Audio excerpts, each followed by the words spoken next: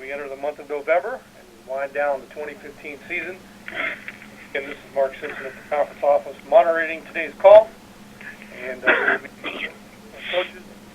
Before we do that, as always, our usual announcements before we begin. Our players of the week from this past week, week 9.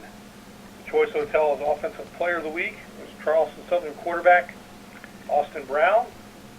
The Defensive Player of the Week, Gardner-Webb linebacker Chad Jeter. Special Teams Player of the Week was Charleston Southern kicker Tyler Tikak.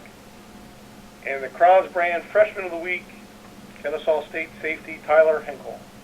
Congratulations to those individuals. Tyler Henkel, yesterday afternoon, was named the National Freshman Player of the Week by Stats, KSU's first ever national weekly award, so congratulations to the Owls.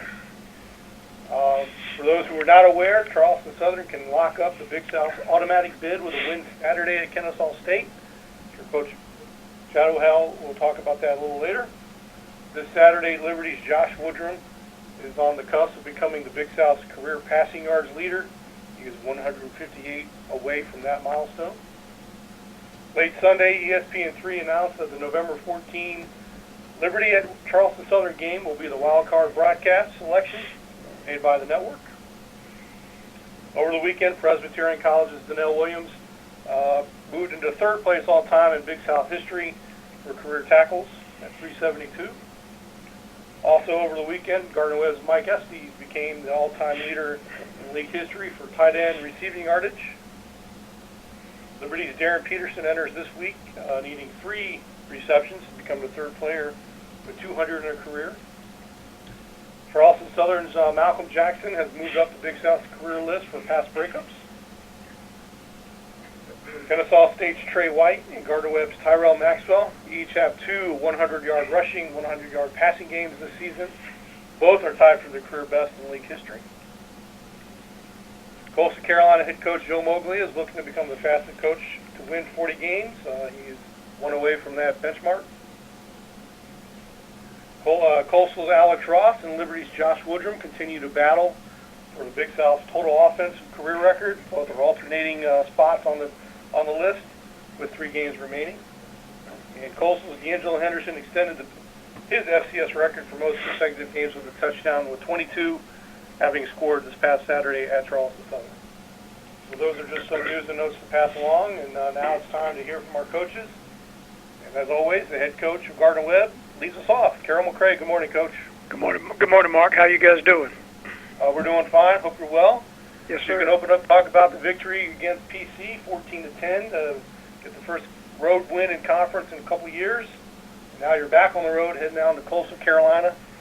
And we'll talk about the shots in a little bit, but talk about the victory over the Blue Hills first. Well, certainly, we're like a lot of people. We're ecstatic when we win a ball game, and it was a hard-fought ball game against, a good football team down at PC. We're very similar. I think you mentioned that last week, and in a lot of ways. And it's probably going to be whoever could grit their teeth and just scratch out, a little field position here, field position there was going to have the best opportunity to win the game. And it turned out the field position was big, and we were able to get a couple scores and win the ball game down there. So certainly, we needed that, haven't won on the road in a long time, and we needed to get that off our back and see if our team will grow from that as we move on to another road game back-to-back. And I'm hopeful that we'll see the kind of practices we had last week improve this week, and then move back on the road down to Conway this upcoming Saturday. Thanks, Coach. At this time, we'll start taking questions for Gardner-Webb head coach Carroll McCray. To ask a question, please press *1 on your phone at any time, or click the Q&A link near the top of your browser. Click raise hand if you join us via the web. Coach, while we wait for questions to come in, talk a little bit about Coastal Carolina, what you've seen. Obviously, their season was the #1 team. Now they're number 8, 2-1 in conference. Just your thoughts on the Chanticleers.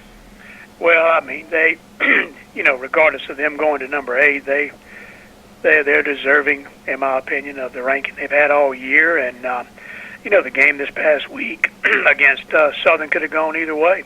Southern really had some kids that stepped up and made some real big-time plays when they needed it. And, Coach Mowgli's team fought as they always do, and in the fourth quarter even got a onside kick there, I think, with 8 points, and really had some opportunities, to move forward. And so they're exactly the team that I thought we would see. We had not seen them much prior to this week. We had studied their game against Presbyterian College, and but seeing them and getting specific and looking at the quarterback, the running back, the big offensive lineman offensively, and then watching them defensively with a lot of maturity on that defensive side of the football and that too deep.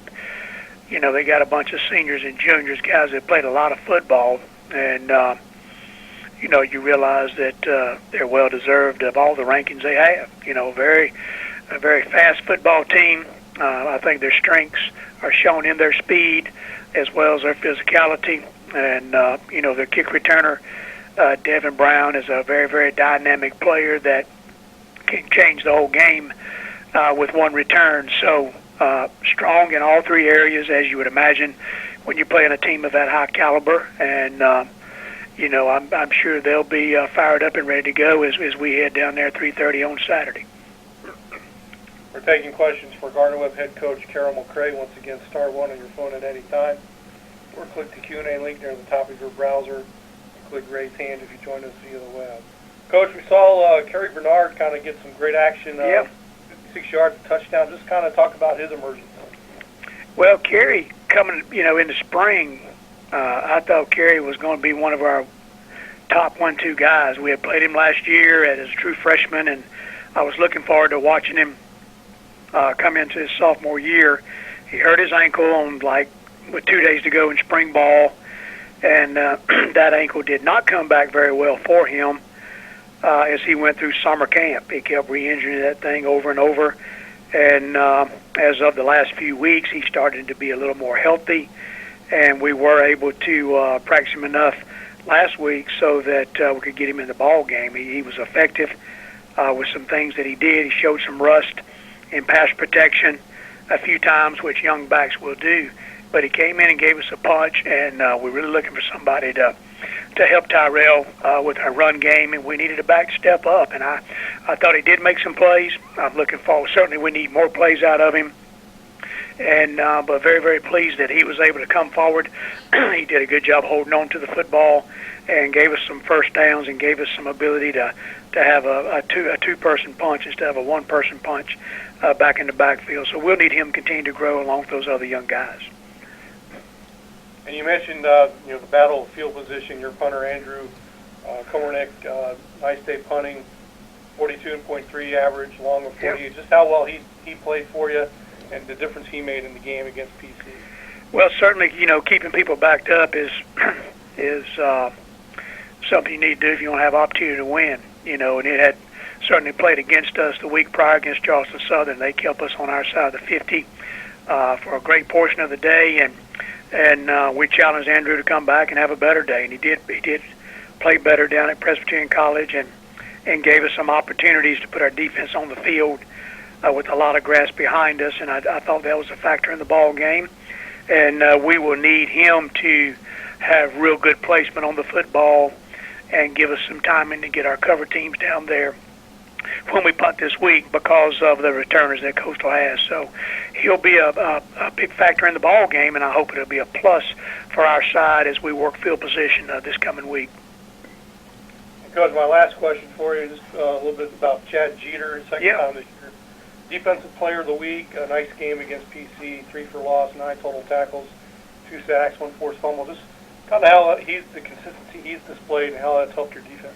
Well, I think he's gained ground each and every week, and he does a lot for us in our base defense. He's our spur, our strong outside linebacker, and then in our nickel package, we move him around and try to do different things with him. But he's a guy that understands the big picture of what we're trying to do defensively, and has enough. He can hold up usually on the inside, and then he has enough speed to win some opportunities on the edge and make some plays for us. So really, really pleased with the way he played, made some big plays down the stretch that continue to keep us in good field position with our defense, and we hope that as he goes down this 3-game stretch that he'll continue to be one of the top guys making plays for us because we need that. All right, Coach. I'm not seeing any other questions for you, Okay. so we'll go ahead and go. Thanks for joining us, and good luck Saturday at Coastal. Thanks, Mark. Appreciate that a bunch. Have a good week. Bye-bye. All right.